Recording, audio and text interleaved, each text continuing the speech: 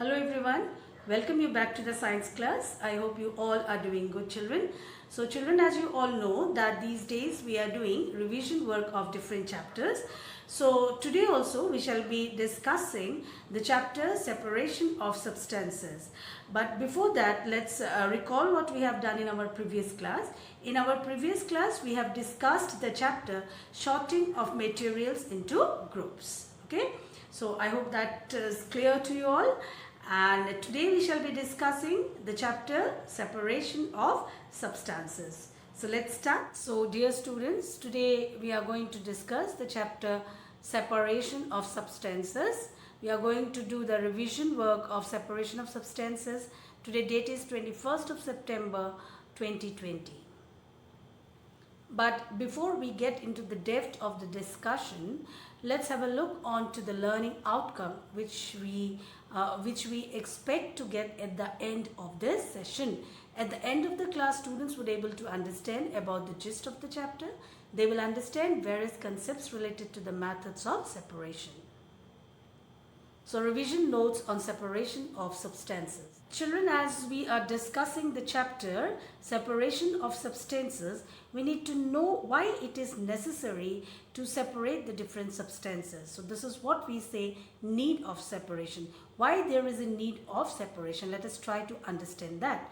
So children, in our day-to-day life, or rather you can say in everyday life, we come across various situations where we need to separate certain substances. It becomes necessary. Okay, so let us take some examples in order to clarify that.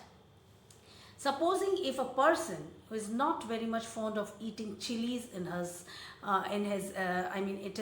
his food or in his diet, if the same person is provided with the food along with the chili, what the person would do? The person would surely separate those chili from his food.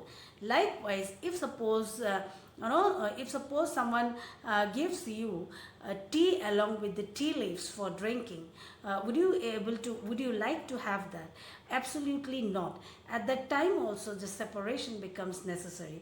So we can see that the separation, we come across various situations where this separation becomes very much necessary. So it is usually because of one or all three of the following reasons sometimes. Okay, so let us read what it is written here. On a day-to-day basis, we are faced with various instances when we are required to separate substances from one another, whether it is a picking out chilies from our parathas, poha, or separating tea leaves from tea while serving it.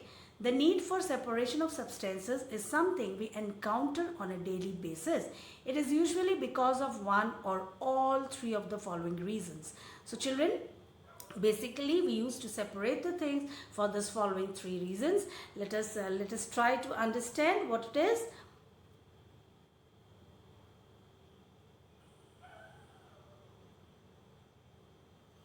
So point number one, to separate two dissimilar but useful elements. Sometimes what happen, we used to separate useful elements also. Okay, so this is the first point. Here the example of butter and milk is taken. Milk is churned in order to obtain butter. So here you can see both milk and butter, they are useful component, but in order to get the butter, milk is churned. So this is how the separation is done here. Okay. Now next point is to segregate useless elements from the useful ones. So we used to separate sometimes the unwanted material from the wanted ones, means, or you can say the useful ones. So here you can take the example of the tea along with the tea leaf. So we would never prefer to have tea with the tea leaf. So here the tea leaf acts as the useless element, and tea, the liquid, it is the it is consumable, or you can say the tea we would like to have without this tea leaves. So here separation becomes necessary and we segregate the useless tea leaves from the tea. The third point is to remove and discard impurities or potentially harmful substances. So we need to separate, separation in order to separate sometimes the harmful substances from the useful ones. So please remember all these points. Next, the question arises, what are the different methods that can be implemented in order to separate different components of a mixture, okay, or rather different substances from a uh, given mixture. So you see children, basically we used to separate the things with the help of the hand picking method. Okay, if the size is big, if the size of the unwanted material is big, then it becomes very easier for separating them with the help of the hand. But what about separating this oil from water, or what about separating grains of salt from grains of sand? So it is quite impossible. I mean, here hand picking cannot be implemented. Grains of salt from grains of sand means what do you mean by this grains word? What do you mean by this grains? So this grains word is nothing but the particles. Okay, suppose let us take some example. If someone asks you to separate the particles of salt from the particles of sand, will it be easier for you to separate them with the help of hand? Absolutely not. Okay, in such cases we use different methods of separation. So in short, I would like to say that different methods, depending on their size and nature, we need to use the methods of separation. So methods of separation would be always different for different mixtures. So let us check. Now during the discussion we have seen children, there were different methods of separation like hand picking, sieving, threshing, winnowing, sedimentation, decantation, filtration and evaporation. So we have come across, we have discussed all these methods of separation in detail during our classes. Okay, so today also let's have a look, just clear our ideas related to this methods of separation once again.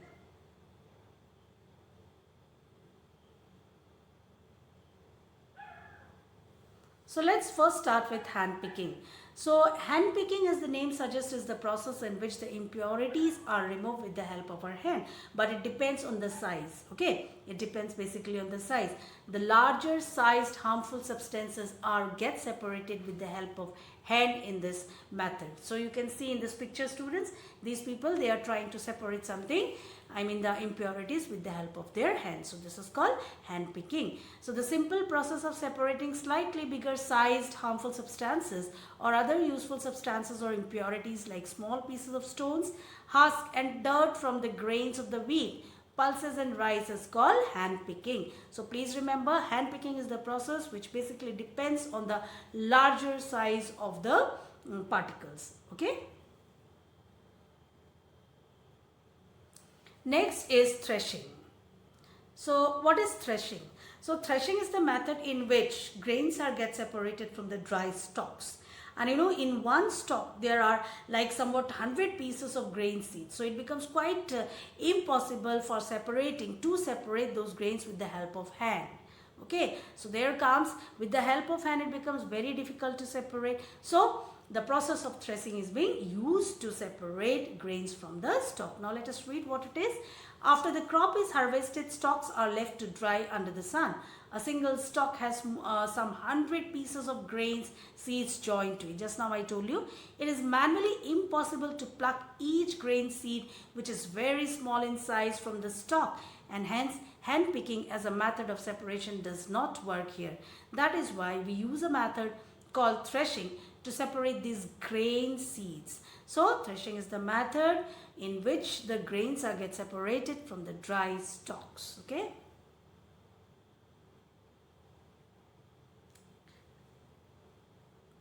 Next we shall discuss about winnowing.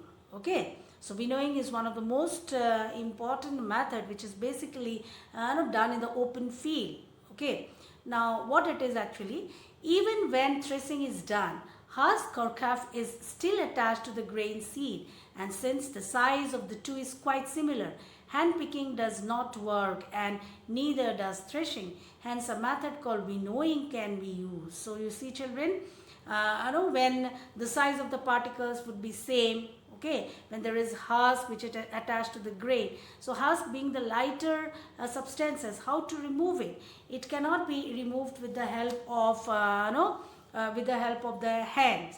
So some specific method has to be used. So in order to separate this lighter substances from the heavier one, the process which we use is nothing but the winnowing. Okay, the process which we use is nothing but winnowing. Now what happens actually in winnowing, you can see the picture here at the side. This is the calf which are lighter, they are making a separate heap, and here you can see the grains are get collected, and this is the wind. By the action of this wind, the lighter and the heavier substances get separated. This is the specific thing about the process called winnowing.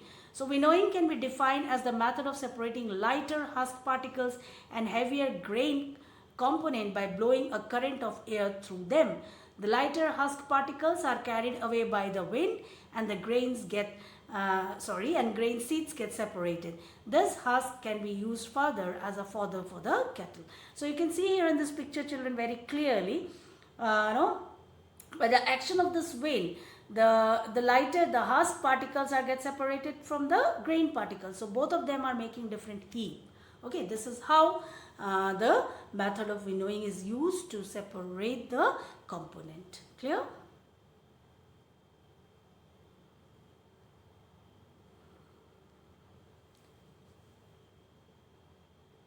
Now the next method is sieving. If you can see the picture here, it is very much common for you all. You must have seen your mothers using the sieve for separating different components of a mixture. Yes. So sieving is what? Sometimes even after the grain seeds have passed through the stages of threshing and winnowing, husk may still be attached to the grain, or it may have collected stones and dirt in the earlier stages which need to be removed, and this separation is usually done with the help of sieve. So sieving is the process in which basically a sieve is used. A sieve is nothing but a device with some holes, with some pores. So what happens when the mixture is poured over it? Okay, spread over it, when it is used, then what happens? The impurities, it get separated from the fine flour. Basically, this the gram flour or the wheat flour. You must have seen at the home your mothers being using this sieve for what called wheat flour. Okay, so here what happens, sieving is a very simple, convenient and time saving process through which particles of varying sizes can be separated from each other with the help of a sieve. Means in this process, particles of different components, those who are having different sizes, they can be separated by using the sieve. So what is the sieve now? A sieve is nothing but a simple device with small pores in it which allows finer materials like flour to pass through, leaving behind any impurities it might contain. So sieving is the process in which the unwanted particles, they resides at the top of the sieve. Okay, at the top of the sieve, this is how we can separate the substances from the mixture. So now let's discuss about sedimentation. So sedimentation can be defined as the process through which the dirt and other heavier particles in a mixture settle at the bottom of the vessel when water is added to it. When the dust and the dirt particles have settled, the clear water which forms the upper layer is moved to a different container, and the dirt and the dust is done away with. So what it is saying, that sedimentation is the process in which sediments are formed. Means the unwanted, undissolved particles, on adding the water, it gets settled down at the bottom of the beaker as sediments. So this is the process of sedimentation. The clear water gets separated, and the dirt and debris, it gets separated by this method. So this is called sedimentation. I think it is clear for you. So what happened if suppose we will take some mixture. Let me revise once again. Some mixture we will take and we will put it in water. We will keep on stirring it. After some time we will find the heavier substances, it gets settled down as in the form of sediments. So this process is called sedimentation. Now this clear water and the sediments, they are together in one of the beaker. So that clear water, when it is separated, then what happened? The sediments are also get separated. So this is how this method can be used. Alright, and one more thing, this technique can also be used to separate two liquids which do not mix with each other. Decantation means what? Decanting the clear solution. So decantation can be defined as technique through which immiscible liquids or liquid and solid substances are separated. So decantation is the process in which, children, two immiscible liquids are get separated. For example, let us take the case of oil and water. These are two examples of immiscible liquids. Once we pour oil in the water, oil forms the upper layer of water and can be easily separated by gently pouring the mixture in another container till all the oil has been removed. So this activity, children, we have done in the class during the chapter discussion. I remember I have shown you one activity wherein we have taken oil and water, we tried to mix it up, but we have seen that two separate layers are formed. Then what we did, we very gently, very slightly, we decanted that solution with the oil and water, and then or you can say the mixture, and then we very gently have decanted that oil to the another beaker. This is how we separated the oil and water, by the process of decantation. In short, the decantation is nothing but the decanting of the clear solution in the another beaker. Okay, not the clear solution always. If you can consider the two immiscible liquids, means the lighter layer of the liquid, okay, the lighter liquid we can separate by this method. So I think you have understood that. So children, let's summarize what all we have discussed today. We have discussed today some topics of the chapter separation of substances, and we shall be continuing with the same in the next class. Okay. So thank you so much, students, for listening to me. Stay safe, stay healthy. See you all in the next class.